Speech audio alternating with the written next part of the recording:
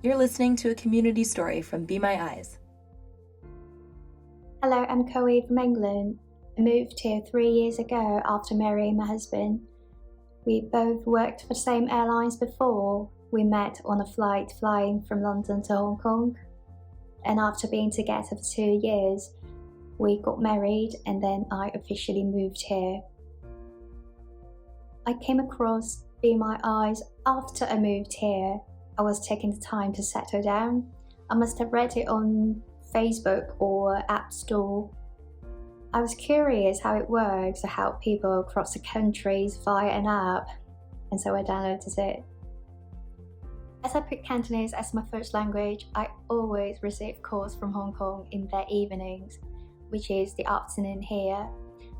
I remember the first call I received was to help a couple to read a letter from the bank. It was simple, a bit different. I thought I would just have to explain what I see on the screen. That's the simple part. However, to explain where the camera has to aim, that's unexpectedly complicated to me. But that's all fine, that's all right. It feels like we tackled the challenge together. It feels nice. And to me, speaking my mother tongue in my new home to help someone in my home city, it's sweet. It feels nostalgic and warm.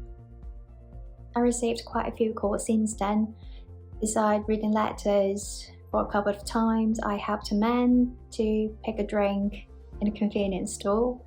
I helped a man to see what liquor his friend gave him as a present.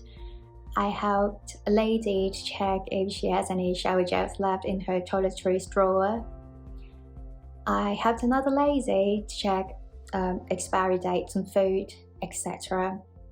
They are all like simple tasks that I was so naive that I didn't realize people out there would need help on.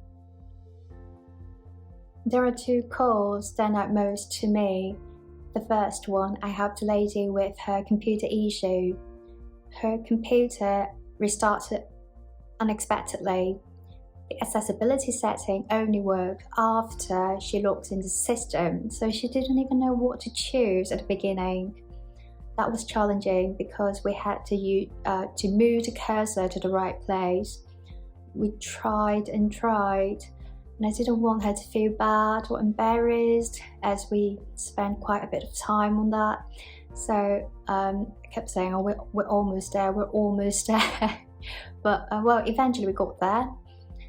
I just can't understand how is it still a problem in the year 2020? It was last year. Companies really need to listen to people, especially those who just need a little more help. And the other call, I helped a lady who lived in a care home. She came back to her room in the evening, realised her belongings were moved after cleaning. But it was really inconvenient for her to learn where things are again. And it wasn't the first time it happened. She reported it before, they didn't do anything about it. So this time, she asked for my permission to record. So I just look and say what I see on the screen. I was her witness, basically, so she could use it on her next complaint. I hope it did help her for a bit, because it was unfair how she was being treated. Be My Eyes shows me some issues visually impaired people are facing daily. It makes me realise how lucky I am. It makes me appreciate what I see every day, and I've been taking it for granted for years. I'm really happy that I could help them with something so natural to me. It feels like I'm just being myself. I didn't do anything extra. And I'm really glad that I could pick up calls from my home city, even when it's late there. I feel like I'm serving the city. Thank you for listening to this community story from Be My Eyes. You can share your story too. Send it to mystory@bemyeyes.com. Be sure to subscribe to our YouTube channel, download our app, or visit bemyeyes.com/community-stories for more.